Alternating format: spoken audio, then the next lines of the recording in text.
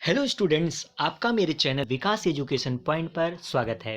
विद्यार्थियों, आज मैं आपको शिक्षा निदेशालय राष्ट्रीय राजधानी क्षेत्र दिल्ली द्वारा दी जाने वाले क्लास 9th के सामाजिक विज्ञान विषय से भूगोल से कार्यपत्रक या वर्कशीट 79 का अध्ययन करेंगे। विद्यार्थियों, यह कार्यपत्रक 2 फरवरी 2021 की है। आइए अध्ययन करते हैं। आज का हमारा टॉपिक है पाठ 5 प्राकृतिक वनस्पति तथा वन्य प्राणी, जिसके अंतर्गत बच्चों प्राकृतिक वनस्पति तथा वन्य प्राणी पुनरीक्षण पत्रक 1 है ये बच्चों, जिसका अध्ययन हम करेंगे। तो इसमें प्रश्न दिए गए हैं 1 से 5 तक अति लघुत्तरीय प्रश्न है, जिसका उत्तर एक शब्द, पद या अधिक 30 शब्दों में लिखना है। अधिकतम 30 शब्दों में इनका आंसर देना है हमें। तो 1 से 5 तक के जो प्रश्न है, प्रश्न नंबर 1, 2, 3, 4 एंड 5, इन पांचों प्रश्नों का उत्तर हमें 1 से 30 शब्दों में दे देना है। और नेक्स्ट है बच्चों, इसके बाद छठा प्रश्न जो है वो दिए गए अनुच्छेद को ध्यान से पढ़कर प्रश्न के उत्तर दीजिए। अनुच्छेद को पढ़ करके इस अनुच्छेद को पढ़ना है और इसमें निहित जो प्रश्न दिए गए हैं इन प्रश्नों के उत्तर हमें करने हैं। 1, 2, 3, 4 ये 4 प्रश्न दिए गए हैं इस अनुच्छेद पर आधारित बच्चों। इन प्रश्नों के उत्तर हमें करने हैं। उसके बाद है बच्चों 7वां प्रश्न है 7, 8, 9, 10, ये थोड़े से विस्तृत प्रश्न हैं, इनको विस्तार में इनके आंसर्स लिखने हैं। ठीक है, तो आइए बच्चों एक एक करके प्रश्नों को पढ़ते हैं, समझते हैं और इनके उत्तर लिखते हैं। तो पहला प्रश्न है बच्चों, देशज और विदेशज वनस्पति में क्या अंतर है? तो इसका आंसर हो जाएगा बच्चों, वह वनस्पति जो कि मूल रूप से भारतीय है उसे हम देशज वनस्पति कहते हैं, जबकि जो पौधे भारत के बाहर से आए हैं उन्हें विदेशज वनस्पति कहा जाता है। ठीक है, नेक्स्ट क्वेश्चन है, सुंदरी वृक्ष का संबंध किस प्रकार की वनस्पति से है? तो ऑप्शंस दिए गए हैं बच्चों इसमें, टुंड्रा है, पर्वतीय है, मैग्रोव है और मरुस्थलीय है। तो इसका आंसर होगा बच्चों मैग्रोव वन। सुंदरी वृक्ष का संबंध मैग्रोव वनस्पति से है। नेक्स्ट क्वेश्चन है, मरुस्थलीय वनस्पति की मुख्य विशेषता क्या है? तो इसका आंसर हो जाएगा बच्चों, मरुस्थलीय वनस्पति में मुख्य रूप से कटीले पेड़ तथा झाड़ियां पाई जाती हैं, जिनकी जड़ें लंबी तथा पत्ते छोटे होते हैं। ठीक है, नेक्स्ट क्वेश्चन है क्वेश्चन नंबर 4, नंदा देवी जीव मंडल निचय कौन से राज्य में स्थित है? ऑप्शंस दिया गया है पंजाब, उत्तराखंड, ओडिशा, पश्चिम बंगाल। तो इसका आंसर हो जाएगा बच्चों उत्तराखंड। उत्तराखंड में जो है नंदा देवी जीव मंडल निचय स्थापित है। नेक्स्ट क्वेश्चन है क्वेश्चन नंबर 5, भारत के किस राज्य में वनों का क्षेत्रफल सर्वाधिक है? इसमें ऑप्शंस दिया गया है बच्चों मध्य प्रदेश, उत्तराखंड, सिक्किम, मिजोरम। तो इसका आंसर हो जाएगा बच्चों मध्य प्रदेश। मध्य प्रदेश में सबसे ज्यादा जो है वन वाला क्षेत्र है। ठीक है, आइए बच्चों अब स्रोत आधारित प्रश्न है, क्वेश्चन नंबर 6 है, इसको देखते हैं। पहले अनुच्छेद को पढ़ते हैं, उसके बाद इन प्रश्नों के उत्तर करते हैं। वनस्पति के भांति ही भारत विभिन्न प्रकार की प्राणी संपत्ति में भी धनी है। यहाँ जीवों की लगभग 90,000 प्रजातियां मिलती हैं। देश में लगभग 2,000 से अधिक प्रजातियों पक्षियों की प्रजातियां पाई जाती हैं। यह कुल विश्व का 13% है। यहाँ मछलियों की 2546 प्रजातियां हैं, जो विश्व के लगभग 12% हैं। भारत में विश्व के 5 से 8% तक उभयचरी, सरीसृप, स्तनधारी जीव भी पाए जाते हैं।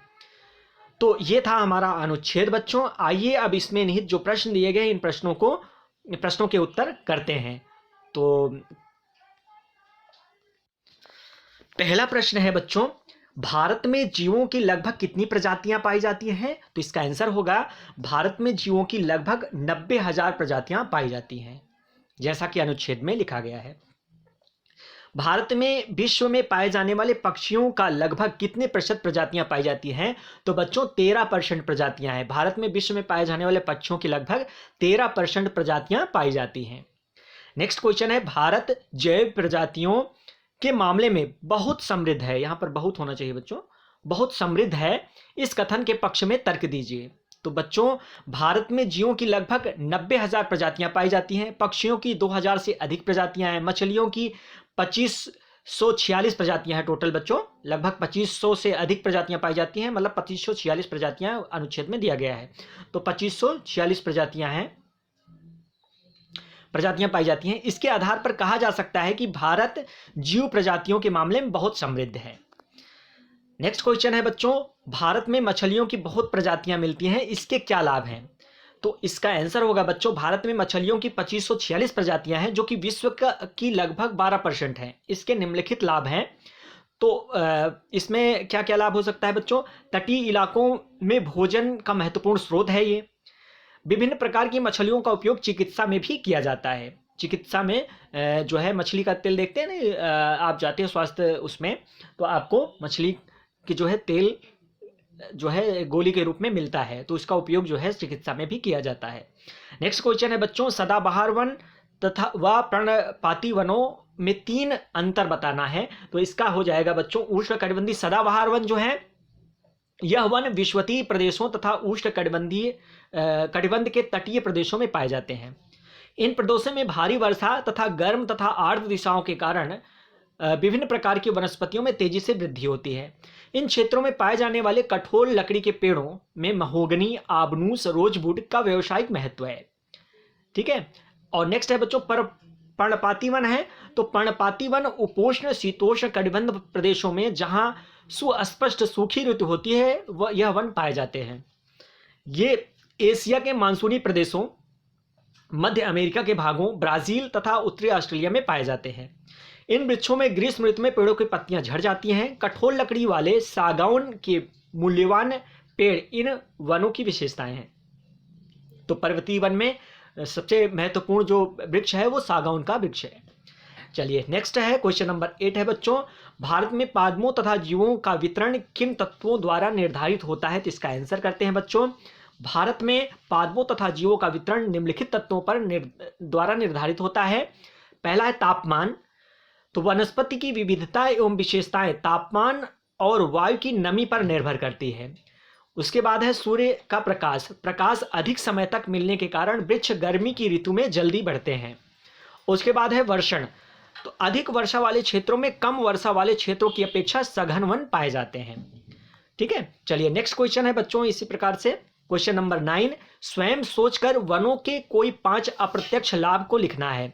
तो इसका आंसर लिखते हैं बच्चों, वनों के अप्रत्यक्ष लाभ। तो इसका आंसर है बच्चों, वनों के अप्रत्यक्ष लाभ निम्नलिखित हैं। पहला हो जाएगा वर्षा लाने में सहायक। बच्चों वृक्ष जो है वर्षा लाने में सहायक होते हैं। ऑक्सीजन की आपूर्ति, वृक्ष जीव जंतुओं को ऑक्सीजन की आपूर्ति कराते हैं तथा कार्बन डाइऑक्साइड अपने में समाहित कर लेते हैं या अवशोषित करते हैं। खाद की प्राप्ति, वनों से हमें उत्तम प्रकार की खाद की प्राप्ति होती है। पत्ती, जड़ और मिट्टी में सड़ जाते हैं, यह सड़कर खाद का निर्माण करते हैं। नेक्स्ट है बाढ़ तथा भूमि कटाव की रोकथाम। यह अचानक बाढ़ों को आने से रोकते हैं। ये पानी के बहाव को कम कर देते हैं। वृक्षों की जड़ें मिट्टी के कणों को जकड़े रखती हैं बच्चों। और नेक्स्ट है इसमें लिखेंगे वन्य प्राणी। वनों में कई प्रकार के पशु पक्षी पाए जाते हैं। कई लोग उनका शिकार करते हैं या उन्हें देखने को भी जाते हैं। ठीक है। तो क्वेश्चन नंबर 9 का आंसर ये हो जाएगा आपका बच्चों, जो कि हमने आपको बताया कि अप्रत्यक्ष वनों से अप्रत्यक्ष लाभ कोई 5 अप्रत्यक्ष लाभ लिखने थे। तो वर्षा लाने में सहायक है, ऑक्सीजन की आपूर्ति करती है, खाद की प्राप्ति होती है, बाढ़ तथा भूमि के कटाव को रोकथाम होता है और वन्य प्राणी यहाँ पर निवास करते हैं। नेक्स्ट क्वेश्चन है बच्चों, क्वेश्चन नंबर 10, भारत में पर्वतीय वनस्पति की विशेषताएं व क्षेत्र लिखिए। तो इसका आंसर करते हैं बच्चों, पर्वतीय वन। तो पर्वतीय क्षेत्रों में तापमान की कमी तथा ऊंचाई के साथ साथ प्राकृतिक वनस्पतियों में भी फर्क दिखाई देता है। 1000 से 2000 मीटर तक की ऊंचाई वाले क्षेत्रों में आर्द्र शीतोष्ण कटिबंधीय जंगल पाए जाते हैं। इसमें चौड़ी पत्ती वाले ओक तथा चेस्टनट जैसे वृक्षों की प्रधानता होती है। जबकि 1500 से 3000 मीटर की ऊंचाई में के बीच जो है शंकुधारी वृक्ष पाए जाते हैं, जिसमें चीड़, देवदार, सिल्वर फर है, शीडर आदि वृक्ष पाए जाते हैं। ये वन प्रायः हिमालय के दक्षिणी ढलानों, दक्षिण और उत्तर पूर्व भारत के ज्यादा ऊंचाई वाले भागों में पाए जाते हैं। ज्यादा ऊंचाई पर प्रायः शीतोष्ण कटिबंधीय घास के मैदान पाए जाते हैं। बच्चों जबकि 3600 मीटर से ज़्यादा ऊंचाई वाले पर जो है शीतोष्ण कटिबंधीय वनों तथा घास के मैदानों का स्थान अल्पाइन वनस्पति ले लेती है। सिल्वर फर, पाइन, बर्च इन वनों की मुख्य पेड़ हैं। इस प्रकार से बच्चों क्वेश्चन नंबर 10 का आंसर ये रहा। बच्चों आज का हमारा कार्यपत्रक समाप्त होता है। कोविड-19 के विरुद्ध लड़ाई में सुरक्षित रहने के लिए हमें मास्क लगाने की आवश्यकता है बच्चों, यह कार्य हम सभी को करना है। धन्यवाद।